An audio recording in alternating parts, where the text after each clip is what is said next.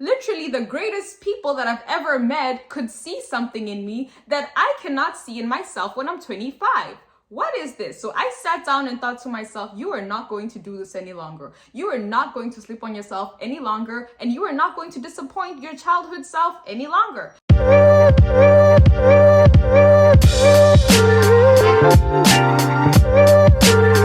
Hi guys, welcome back or welcome to Bella Lynn. Yes, I'm Bella Lynn, and if you're new here, I am a South Korean based YouTuber, and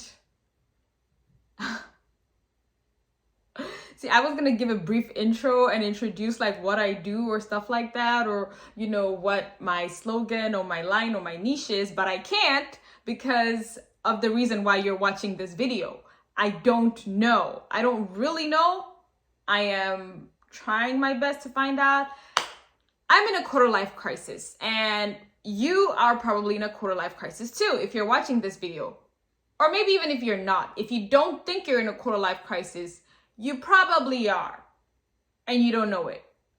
Or you're probably in some sort of crisis in your life, and you just don't know it. So I will break it down to you. If you feel unmotivated, if you feel lost, if you feel like you don't know what you're doing in life, if you feel like you have a higher purpose, but you're just not like living it out, if you feel like you don't trust yourself anymore, if you want to gain more confidence, all those things, if you feel like you're trying to find yourself, you're in a quarter life crisis. So if you feel any of those things, or if you're just here for the vibes, I'm your girl. Let's get into it. Quarter life crisis edition. Okay, so let's get into it. This video is going to be put in chapters. So the first chapter is, what is a quarter life crisis? I will define what a quarter life crisis is and how it's been happening to me. The second chapter will be, what are the signs to realize that you're in a quarter life crisis? Because for the most time, I just thought I was going crazy. I just thought I was losing myself. I just thought I was losing it. And I just thought I was just not living up to the life that I had planned for myself. And I thought that was that, until I did some research and found out I am at a point in life where I'm probably going through a lot of new changes because I am in a quarter life crisis. And third, of course, my favorite part, how can we get over this quarter life crisis? What are the steps that we can take to not only get over this quarter life crisis, but go through it in like the smoothest way and enjoy the experience, because it is an experience. Life is an experience, and everything we go through is an experience. But the best thing is to go through the experience in a, positive manner, that we can enjoy it, that, we can reach the destination with a with a well-driven journey. I would rather reach my destination knowing that I was on a yacht and, living it up and enjoying my time, than reaching my destination knowing that I was swimming and I was fighting sharks and all those things. Because at the end of the day, we probably all get there, but your attitude on how you get there is very important. And that's why the last part is how to go through this quarter life crisis with grace to yourself, because it's not easy, and also with steps that you can take to make yourself better. Ugh, my hair is flying.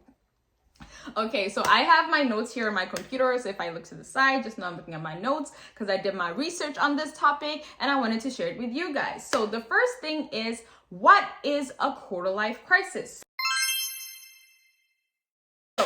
A quarter life crisis is a period of uncertainty and questioning that typically occurs when people feel trapped, uninspired, and disillusioned during their mid-20s to early 30s. And this can also happen again later, which is called a midlife crisis, when you're in your 40s or 50s. So I have been feeling trapped, you guys. I have so many things that I want to do, but I don't know how. And I'm like, is it even all worth it? So it's just a new perspective. Like, you see life in a different way, and it is a battle between the new way that you're seeing life and the old way that you've probably been living life for like the past 20, 30 years. And it's definitely a battle, because like, you want to step into that new life, but the old life seems so comfortable. And sometimes you don't even know what that new life looks like, but like you're called for something greater. So it can definitely just be a very confusing and insecure period. Ever since I was young, I always knew what I wanted to do. I was so confident. anybody who has ever met me, or anybody who literally from elementary school, from nursery, and this is not a lie, I can like literally stand on this, they know me as the most confident person in the room, as the person who walks in the room and changes the dynamics, as probably my schoolmates will tell you, the smartest girl in the room and the dopest girl in the room. Everybody, ever since I was young, they're like, you just got your shit together. You're smart, you're ambitious, you know what you want to do. Like, your future is bright. I went for an internship when I was 21, and I was working, okay, you would say like a branch under the UN. So this was sponsored by Ban Ki-moon, the former UN Secretary General. And I met the CEO of the Ban Ki-moon Center. Her name is Monica, such a woman that I look up to. And after spending some weeks with me and seeing my presentations and my projects and my dedication and my confidence, she said, you are made to be a president. You are so confident. You shine. You are my future president. And I was like, oh my gosh.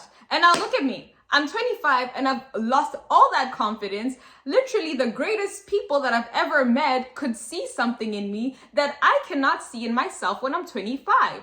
What is this? So I sat down and thought to myself, you are not going to do this any longer. You are not going to sleep on yourself any longer. And you are not going to disappoint your childhood self any longer. And so I put in the work. I turned 25 this January, and now it's probably September, October. And I've been putting in the work. It's been 10 months. It's been long. It's been isolating. It's been hard. But now I feel like I can stand on the fact that I know why I went through this. And this just got me stronger and more motivated to go after what I want. So if you're going through that right now, just take the time, feel the emotions, and it's going to get better. It's going to get better. So moving on to chapter number 2. What are the signs that I am not losing it, but I'm just going through a quarter life crisis? It's to know that you're going through a quarter life crisis. Literally, science has proven that almost 80% to 85% of people undergo a certain crisis, with a quarter life crisis or midlife crisis. So like I said, even though you feel like you're not going through it, you probably are, and you think it's depression, you think it's anxiety, you think you're just not good enough. All of that is intertwined. So the first thing is, you're not sure what you want to do with life. Yeah. I told you guys that I knew exactly what I wanted to do, and that was earlier. Yeah, that was like from childhood to 20-year-old. I knew exactly what I wanted to do. And then I reached 25. So after, like, because I was a university student, right? So I knew that I was working towards a goal, and that was keeping me like, okay, I know I'm on the right path. But after graduation, I did not know what I wanted to do with my life. And that felt so frustrating because I did not have answers. I did not have answers for when people said, okay, what are your plans? What are you going to do next? I did not have answers. I'm like, how can I not have answers? How can I not know? I've known forever. And it was just definitely a battle. And it takes a lot of soul searching. It takes a lot of remembering the things that made you happy when you were younger. Because a lot of the times, what you want to do, your younger self knew, you know? So when your teachers ask you what you want to be and you said, I want to be this, is probably what you wanted to do. But then life hit you and you realize that's not possible. Finances hit you and you realize that's not feasible. Just things get, we're hitting you left and right, and you're just stuck in that, like, okay, so this is reality and this is what I'm actually going to do. So this takes time. This takes time with yourself. I think the best way to do it is just like, try to figure out, what do you enjoy? Okay, I am going too much on the third part, which is what are the steps to take. So let me just give you the tips on, let me just give you the signs on the fact that you're going through a quarter life crisis. The next one is you're itching for change. You are uncomfortable with the way that you are currently living. You feel like you want to try something new. You feel like you just want things to be different. You're done being comfortable. You want that change. And most of the times you don't know how you're going to get that change, which is the most frustrating part, but something needs to change. I spent like I said, I've always been a confident person. I am ENTJ. I am a planner, an executor, and I'm a boss by my MBTI. That's an MBTI if you guys are into MBTI. And one of my friends, she's a YouTuber. Her name is Anna. She's also an ENTJ. And one time I was having a conversation with her, and we like to talk about the fact that we're ENTJ. I'm sorry, I live in Korea. These are the conversations that we have. But she was like, "Are you sure you're an ENTJ?" And I was like, at that moment, I just smiled. I'm like, yeah. But in my heart, I'm like, oh my gosh. Not to say that ENTJ is better than any other MBTI. It's just the MBTI that, I took pride in as a planner, executor, leader, boss. And I was like, oh my gosh. She's like, yeah, you sleeping until 1, girl. Are you sure you're ENTJ? I don't know. And she was so right. And that hit me. I was like, whoa, girl, you need to get your stuff together. You need to get yourself together. Anyway, the next one is your relationships are fluctuating more than usual. This is so true, especially when you realize that, you're itching for change and that you are kind of being called to be somebody that you've never been before. That can damage a lot of relationships because you're changing, you're trying to change, you're probably trying to be a new person, and your relationships, some people in your life are very comfortable with who you used to be, with your place, your personality, your character, who you are in their life.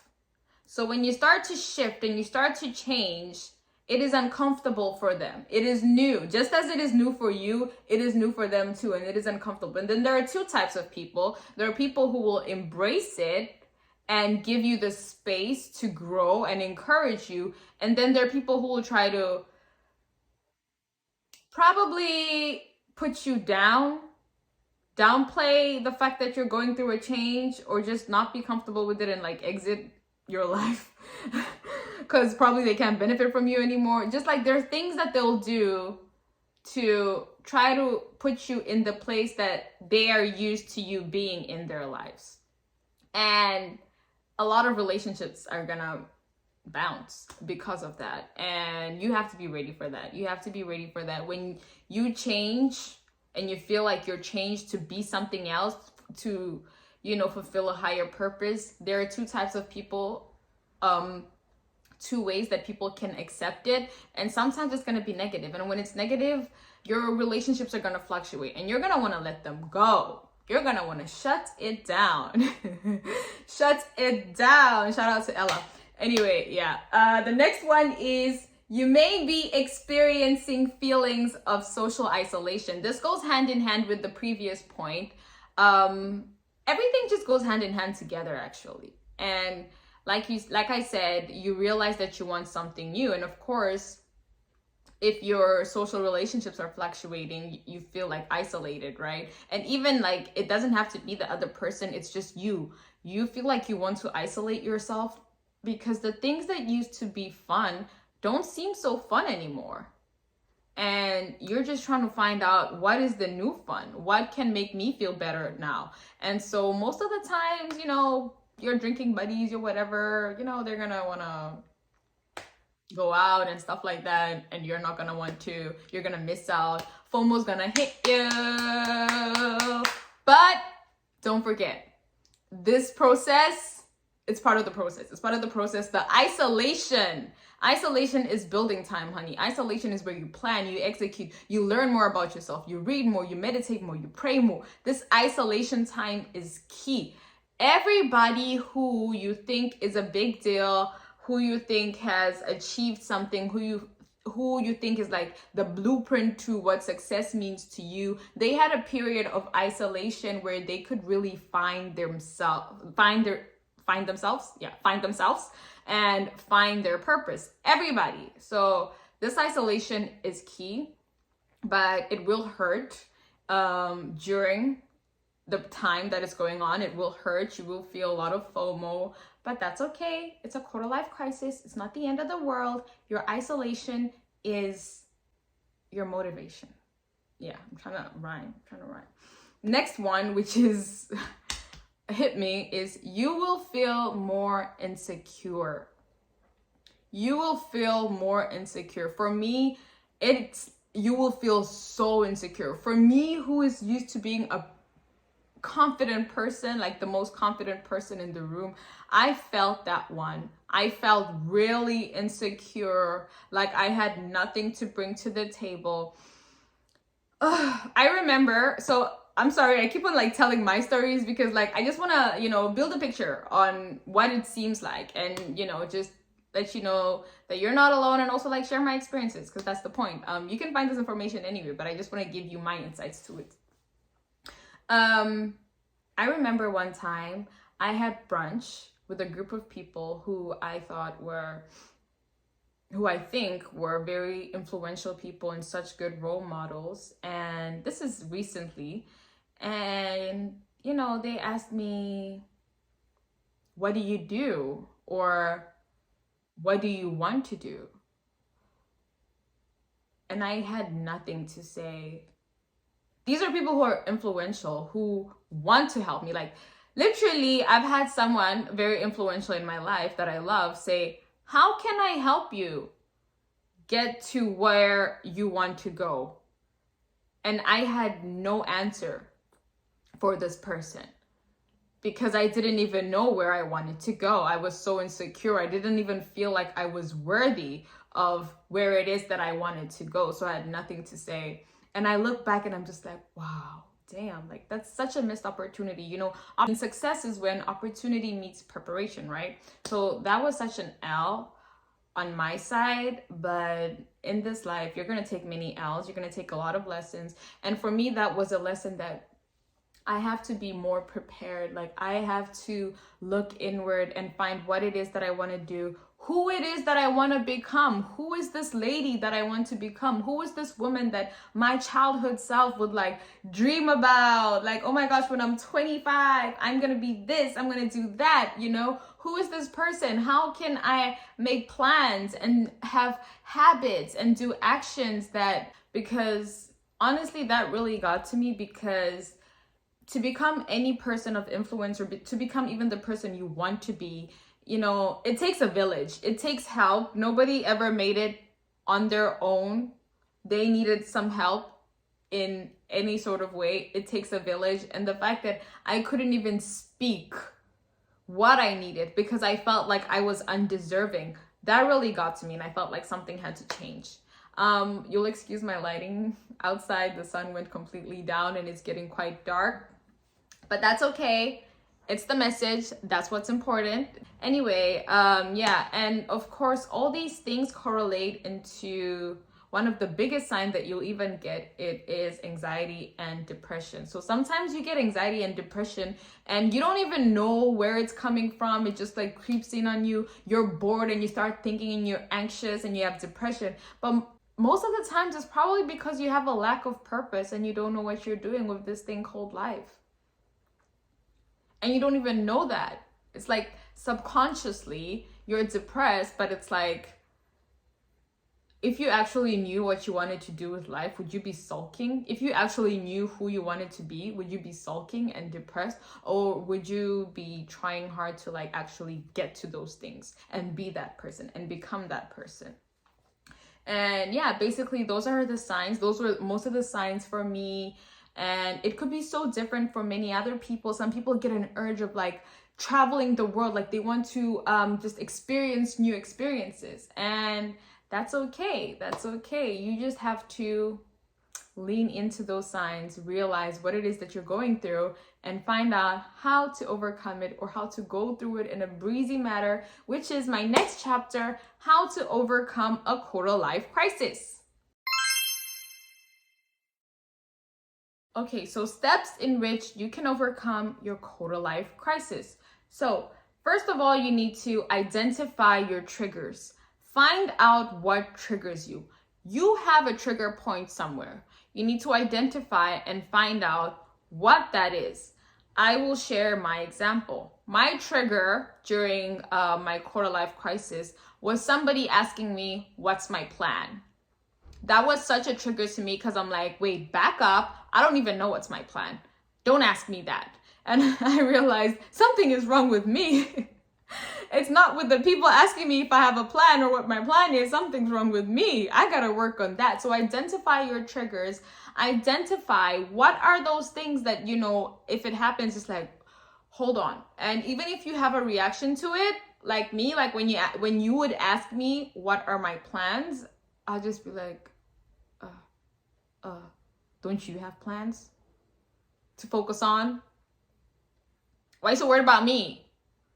Like, I'd be defensive about it, but now I'm not so defensive. If it's a plan that I want to share, I share it. If it's not, I don't. I say I'm working on something, because this is a video for another day, but it's also very important to protect your plans and protect your dreams, but that's a video for another day. But anyway, just say I'm working on it.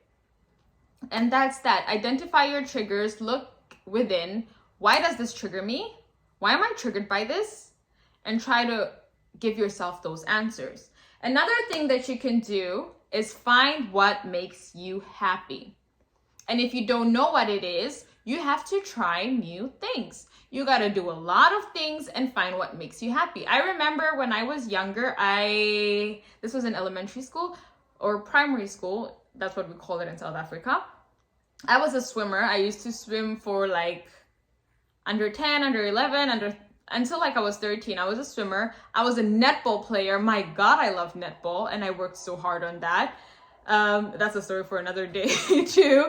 But I went back to those things. There's not really a lot of netball here in South Korea, but I do go swimming a lot, and I did get a swimming membership, and I enjoy it. And just, it doesn't have to be monetary, just something you enjoy. It could be drawing, it could be talking. For me, it's talking. It could be singing.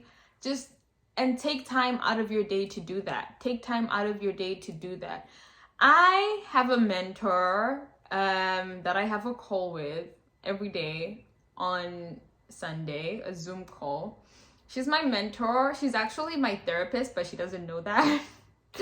She thinks she's my mentor, but to me, she's my therapist, because she gives me all the advice that I need. And she's such a motherly figure to me here in Korea.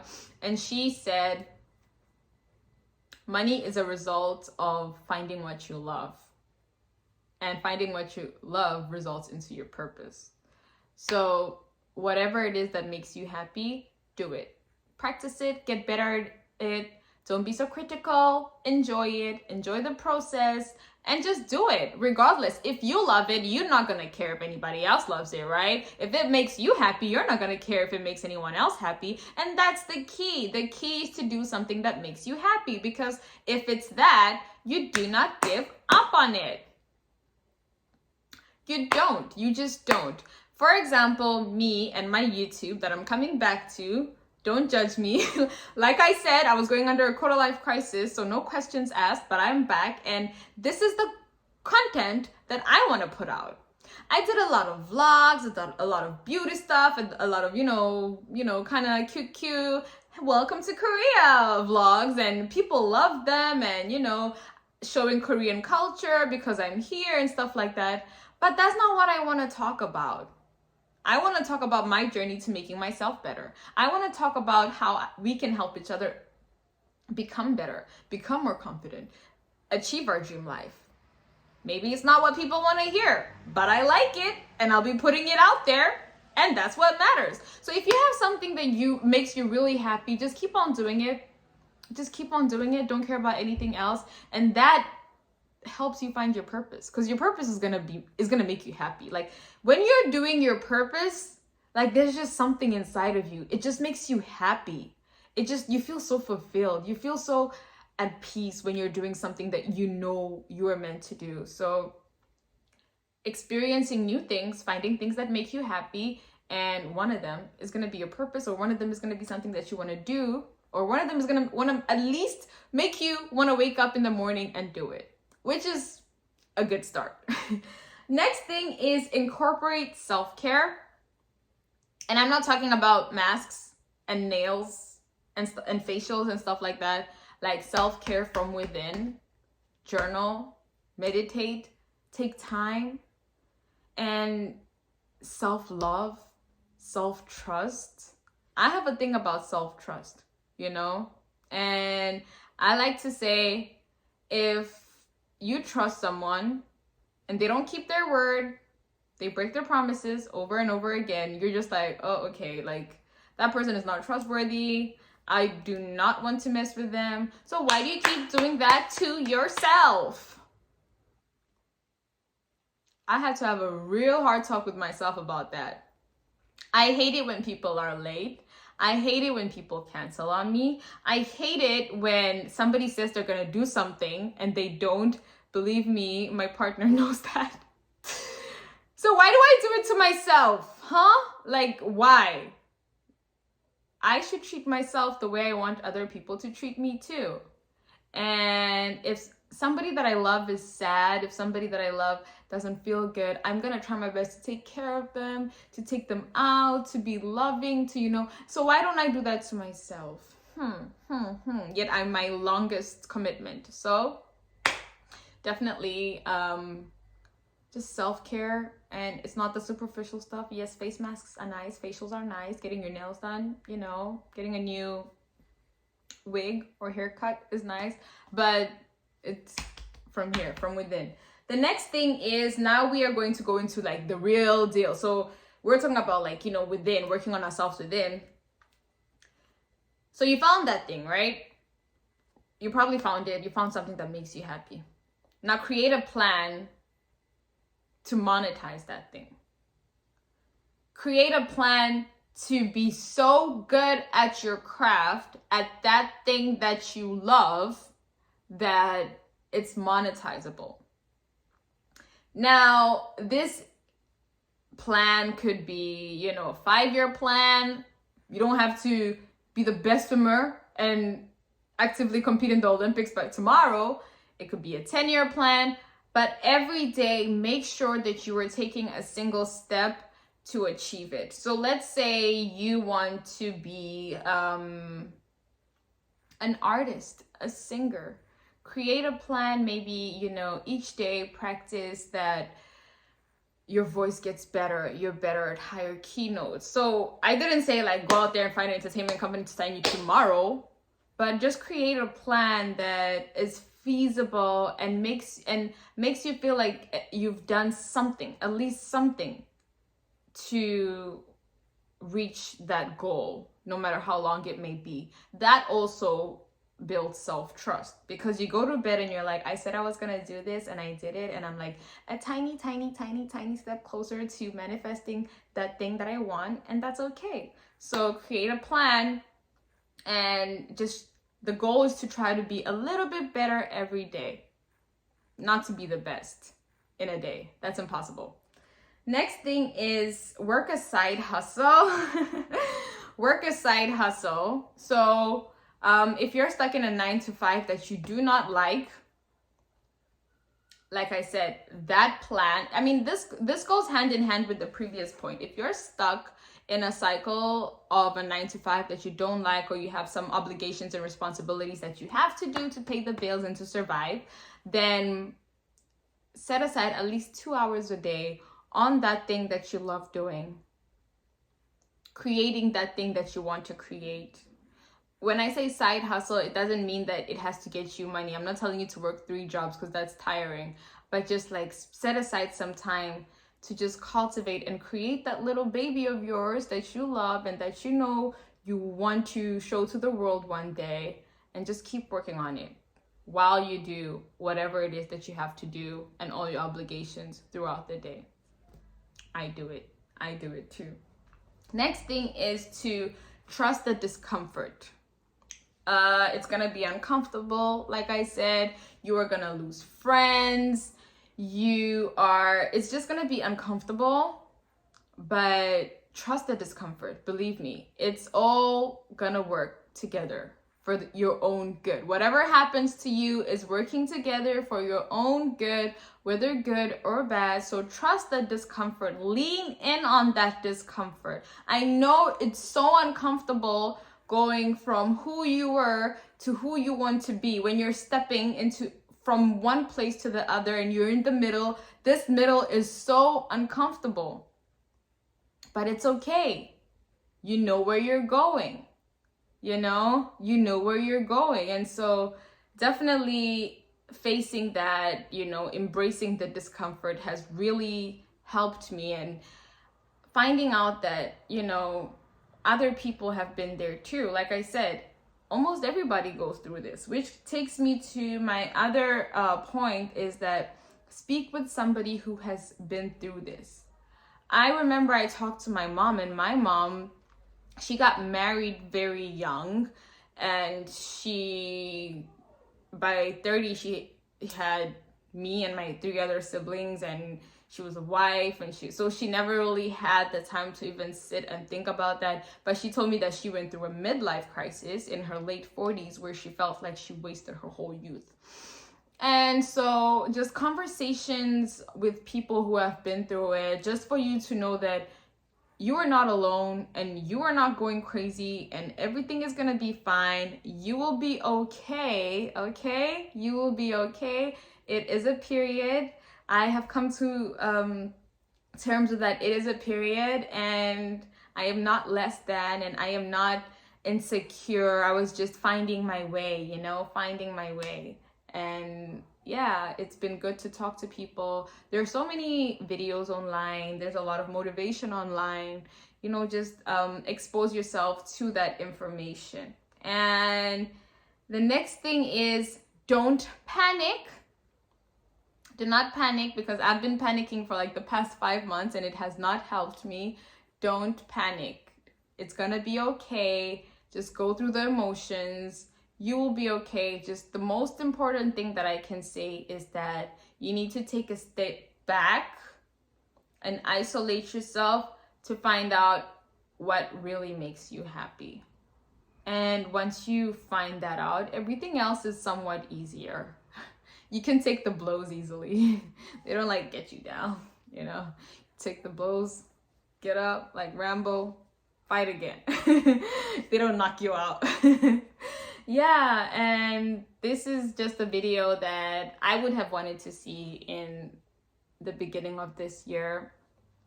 I took a lot of videos for YouTube this year, and because I was going through that phase, I didn't want to release anything, because I felt like it didn't even align with what I wanted to do, where I thought I was going, even though I didn't know where that was. So this is probably the first video that I'm going to put out after a long break, and you can expect more of this content. I just want to share wisdom with you guys, what I'm going through.